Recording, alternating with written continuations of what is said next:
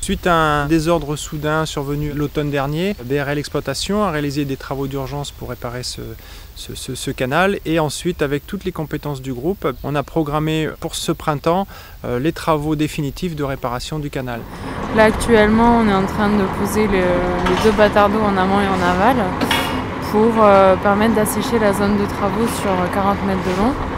Donc la phase d'aujourd'hui, c'est poser les deux tuyaux qui vont permettre le transfert de débit du canal. Donc c'est deux tuyaux de 45 mètres de long, en diamètre 1200. Depuis 2 semaines, on a 2 équipes de 2 plongeurs qui tournent en alternance.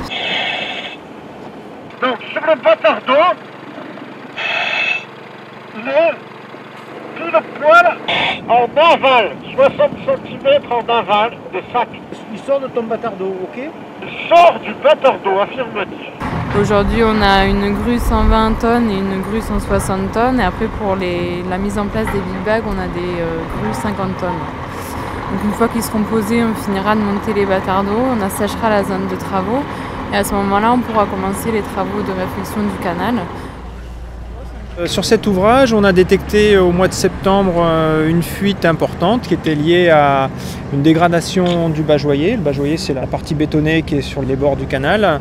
Et donc, il a été décidé dans un premier temps de faire une réparation d'urgence. Donc ça, c'est des réparations qui ont été faites au mois de septembre. Et dans un deuxième temps, on a lancé donc une consultation pour faire une réparation définitive. Donc là, c'est le chantier qui est en cours. Une contrainte technique parce que vous voyez que pour reprendre ces dalles-là, il faut mettre à sec un tronçon du canal. Donc mise en place de bâtards d'eau. Donc ici les bâtards d'eau, ce sont des big bags avec une géomembrane de part et d'autre côté haut pour assurer l'étanchéité.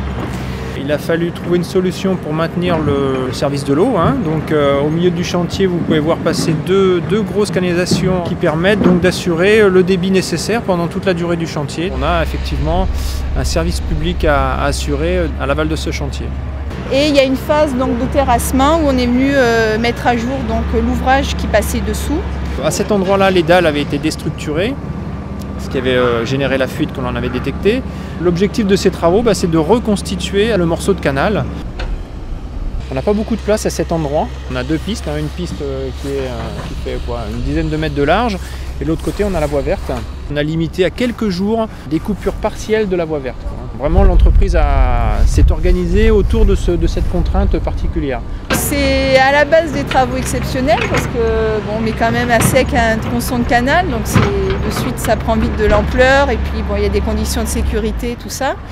Mais ça fait déjà le deuxième, donc on commence à avoir pas mal d'expérience là-dedans, que ce soit le maître d'ouvrage, le maître d'œuvre et puis les entreprises aussi. Donc les travaux sur le canal principal viennent de s'achever. Ils se sont déroulés sans encombre, à part quelques petits soucis climatiques. Le service de l'eau a été assuré pendant toute la durée du chantier. Le démontage des bâtards d'eau, la remise en eau du canal se sont très bien déroulés. Les délais et les budgets ont été respectés. C'est la deuxième fois qu'on fait ce genre de travaux, mais qui restent relativement, même très exceptionnels pour l'entreprise.